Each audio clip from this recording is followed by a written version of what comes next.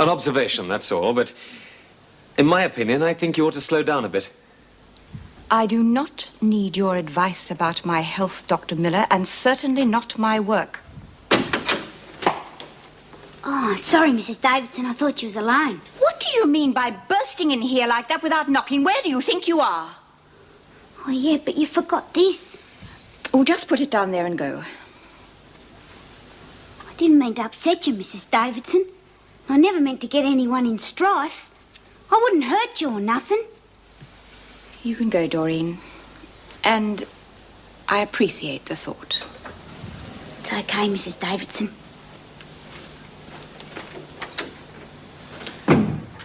You realize she's transferring her affections to you?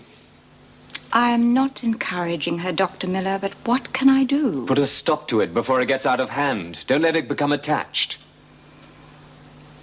And, I would think about easing up a bit. I'm sorry to have got you into it, Vera, but thanks anyway. She better not report me, that's all. She's sick. She's just been working too hard.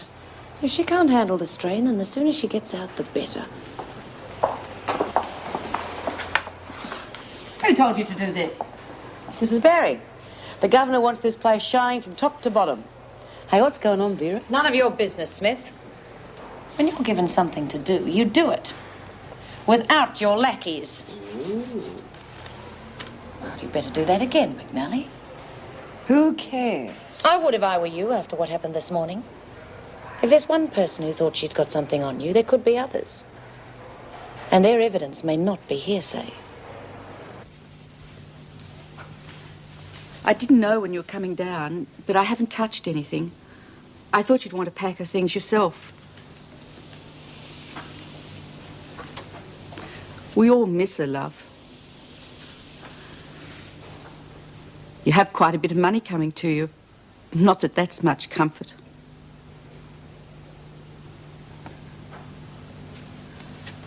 I know that McNally woman killed her, Pearl. I went to the police.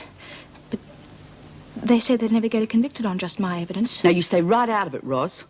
That woman's got too much pull. But you think she murdered Mum too, don't you? I think no such thing, love. I don't know anything about it. Do you think she'll get off?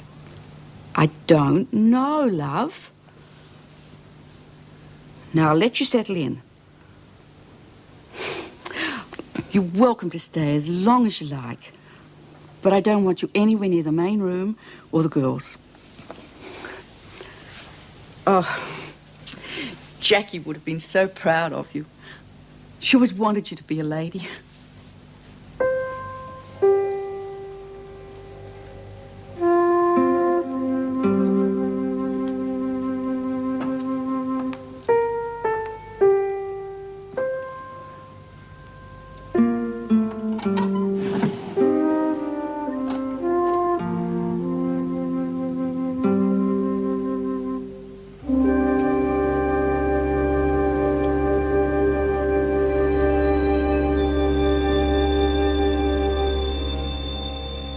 I won't keep you long. I'm sure there are other ways you would prefer to spend your spare time rather than listening to me. As of tomorrow, I am taking leave. During my absence, the acting governor will be Mr. Fletcher, with Miss Bennett as acting deputy governor. I expect you all to be as cooperative with them as you have been with me. Oh, God, Struth!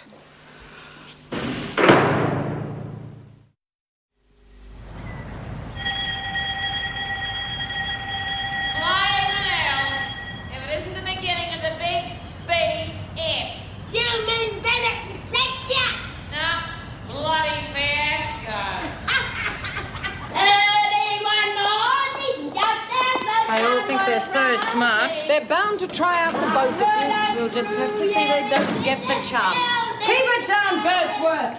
Oh, never leave me. Come on, Lizzie. Why do you beat me? Shh. How long's Mrs. Davidson going to be away for, Mrs. Jackson? About a month, Doreen. Oh. Come on, Dor, it's not the end of the world. Oh, they Oh, pity they didn't put you in the driver's seat, eh, Vera? Mr. Fletcher's more than competent in taking over, Smith.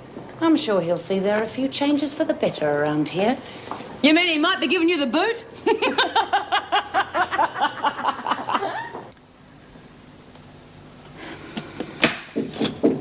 Come in.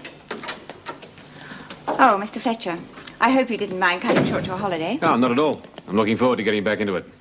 I've tried to keep things up to date, but if I have forgotten anything, I'm sure Miss Bennett and Mrs. Jackson will be able to give you a hand. Right. These are the women about to be released or up before the parole board. I've made a few suggestions on their files. Oh, and Doreen Anderson. If we're not careful, she could have another breakdown. Dr. Miller's keeping an eye on her, and if necessary, she may have psychiatric help. I don't want to stop her parole, but unless she improves, I can see no other alternative. Yes. Oh, welcome back, Mr. Fletcher. Thank you, Miss Bennett. I've written out a few suggestions for improvements and general maintenance, if you wouldn't mind following them through.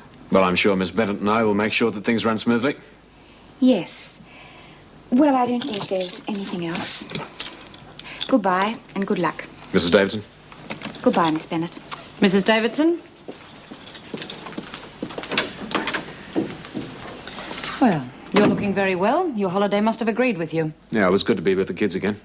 Well, I'm glad you're back. You've no idea what it's been like here the last few weeks. Well, we'll soon put things back on the right track, eh? Have you got any plans? Not one. For the first week, I'm going to do absolutely nothing.